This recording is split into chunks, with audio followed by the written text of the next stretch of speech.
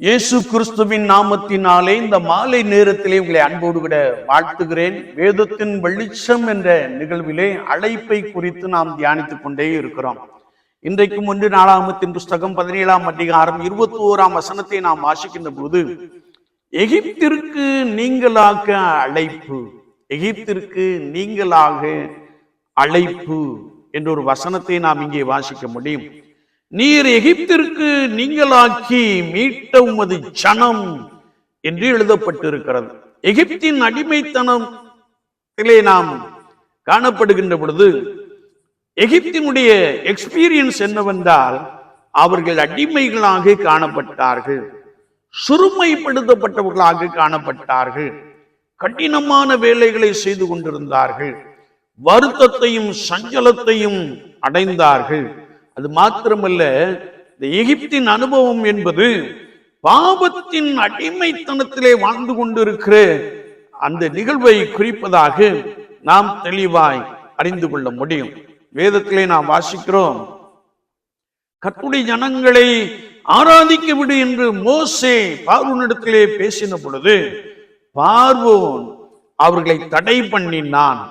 பார்வோன் மெய் தெய்வமாகி ஆண்டவரை ஆராதிக்க கூடாதபடிக்கு தடை பண்ணினபடினாலே 10 விதமான வாதைகளை நாம் அங்கே பார்க்க முடியும்.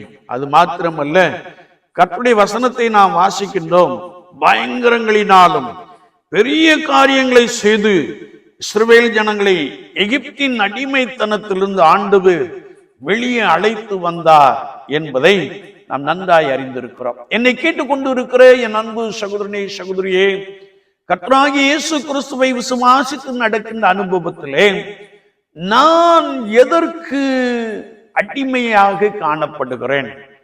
நான் எகிப்தின் அனுபவத்தை போல எதற்கு நான் அடிமையாக காணப்படுகிறேன்? சற்று நாமே ஆராய்ந்து பார்ப்போம். இந்த உலக வாழ்க்கையை நாம் பார்க்கின்ற பொழுது அநேகர் இன்றைக்கு செல்போனுக்கு அடிமையாக இருப்பதை நாம் பார்க்கிறோம்.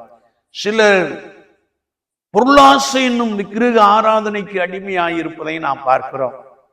இன்னும் பலர் தீய பழக்க வழக்கத்திற்கு அடிமையாக இருக்கிறதை நாம் பார்க்கிறோம். இன்னும் ஒருவேளை மிகவும் ஏழ்மையான ஜனங்களை நாம் எடுத்துக்கொள்ளுகின்ற பொழுது அவர்கள் குடிப்பழக்கத்திற்கு அடிமையாக இருக்கிறதை நாம் பார்க்கிறோம். ஆனால் ஆண்டவர் இப்படிப்பட்ட அடிமைத்தனத்திற்கு நீங்களாக்கி வெளியே வரும்படியாய் நம்மை அழைக்கிறார் என்பதை நாம் ஒருபோதும் மறந்துவிட வேண்டாம். வேதம் சொல்லுகிறது, அவரிடத்தில் வருகிற எவனையும் அவர் புறம்பே தள்ளுவதில்லை. எல்லாரையும் ஏற்றுக்கொள்ளுகிறவர், எல்லாரையும் மன்னித்து ரட்சித்து தம்முடைய சொந்த ஜனமாய் ஏற்றுக்கொள்ளுகிறவர். எனவே நமக்குள்ளே காணப்படுகிற பாவத்தின் அடிமைத்தனத்திலிருந்து, அக்கிரமத்தின் அடிமைத்தனத்திலிருந்து, பொல்லாத செய்கையின் அடிமைத்தனத்திலிருந்து அதற்கு நீங்களாக ஆண்டவர் நம்மை அழைக்கிறார். அந்த அழைப்பை நாம் ஏற்றுக்கொண்டு கர்த்தராகிய இயேசு கிறிஸ்துவின் கல்வாரி சிலுவையை நாம் பார்ப்போமே என்றால், அவர் சிலுவையிலே சிந்தின ரத்தம் நம்மை கழுவி சுத்திகரிக்க போதுமானதாக காணப்படுகிறது.